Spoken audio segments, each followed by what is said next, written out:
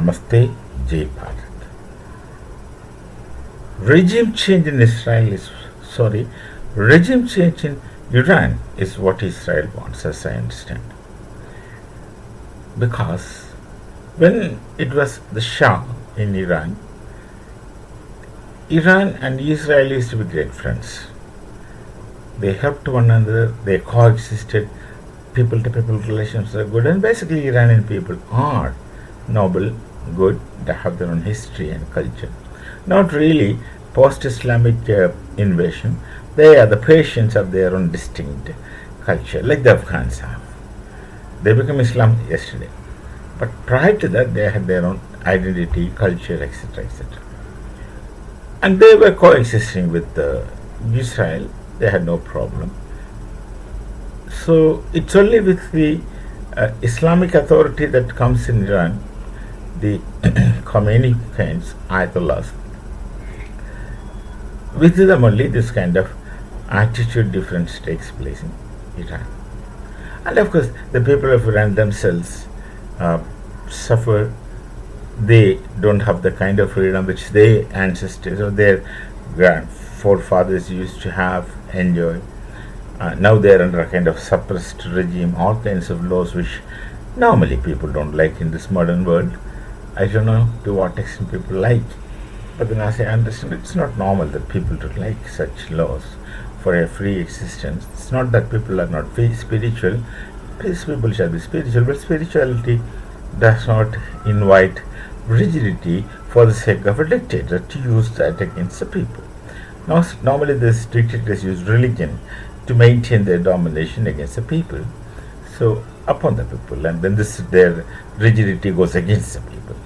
So I don't think any society would welcome such rigidities and imposition in the name of religion, because everyone will obey.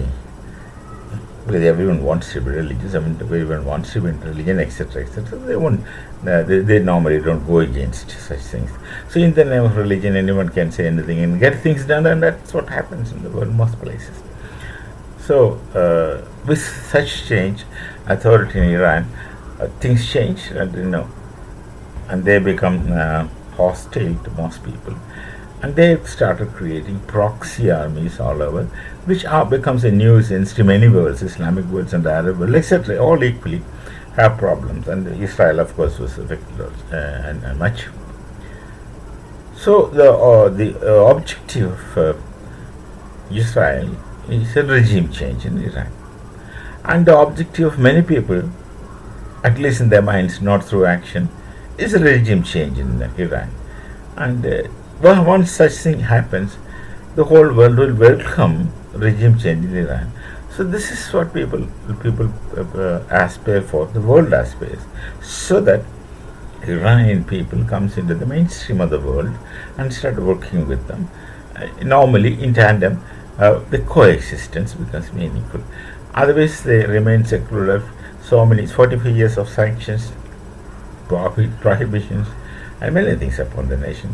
And they're resourceful. Iran is resourceful otherwise, and their resources could be developed if the people can breathe that kind of freedom.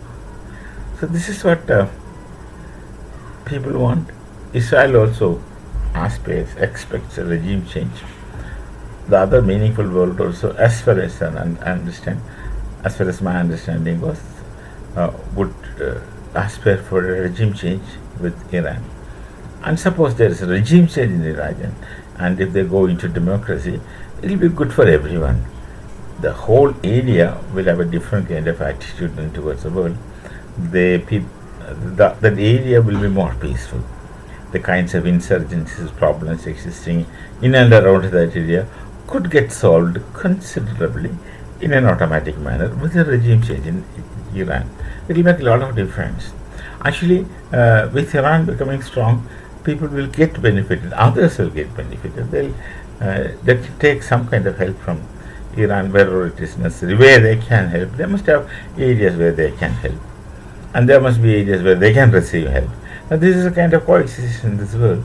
And for this, the fundamental thing, the first thing is that Iran should become a democracy, and that's a regime change. And regime change is what everyone wants. Other things would automatically vanish. So let's hope that things would be better tomorrow in Iran, and this conflict shall end soon. Because whatever disturbs the world, the equilibrium of the world, deliberately or otherwise, uh, wantingly or unwantingly, some people will want disturbances for many their personal reasons. But normally, as a person who is not involved in all those things, one would aspire for a kind of equilibrium, balancing coexistence, people living in a happy world. Let people be happy. Why should they fight one another? Whatever be the reason. That should be a view of a common man uh, who likes to live a common life, who likes to live a meaningful life undisturbed. So we don't want disturbances in our lives.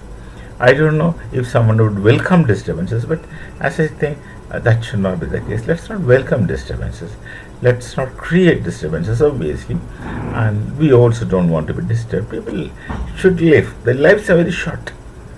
Life's very short. Let's live the short lives in the most happy possible manner, where let's live comfortably and pass off comfortably. When the time comes in the world, no one is going to live forever.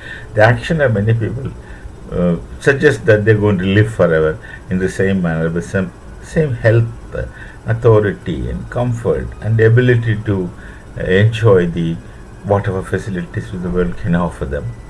So this attitude should change.